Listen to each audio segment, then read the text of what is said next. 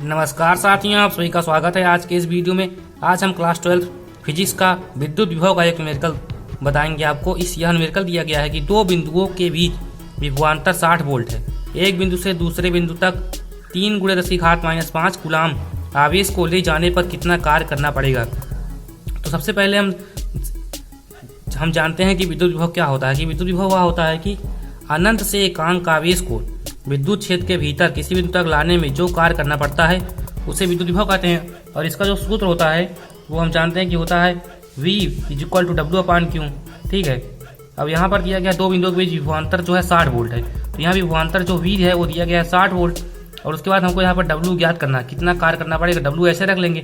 और Q जो दिया Q हमको दिया गया है 3 × 10⁻⁵ ठीक है, -5।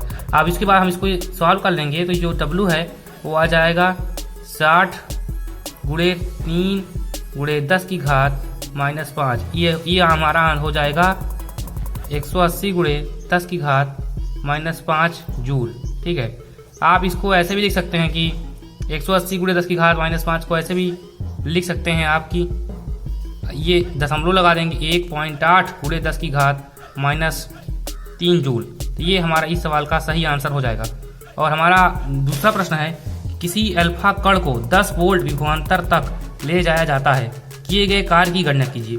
तो हम लोग सबसे पहले जानते हैं कि अल्फा कण का जो होता है उस पर जो आवेश होता है वो होता है 3.2 × 10⁻⁻19 कूलाम। ठीक है। अब हम यहाँ पर विभव दिया गया V = 10 वोल्ट दिया गया है। ठीक है। और हम किए गए कार्य की गणना करना है तो सूत्र जो हमारा वही होता है W = V × Q। ये विद्युत विभव का पहले सूत्र से जो न्यूमेरिकल्स पूछे गए हैं वो मैं आज आपको सॉल्व करवा रहा हूँ। ठीक है। यदि अभी तक आपने विद्युत आवेश तथा क्षेत्र के न्यूमेरिकल्स को नहीं देखा है तो वो वीडियो प्लेलिस्ट में जाकर आप देख सकते हैं। ठीक है। अब V का मान यहाँ 10 रख देंगे और यहाँ पर Q का मान रख देंगे 3.2 × 10⁻⁻19 कूलाम। ठीक है। अब इसको हम सॉल्व कर लेंगे तो हमारा आंसर आ जाएगा 3.2 × 10⁻18 कूलाम। ये हमारा इसका सही आंसर हो जाएगा।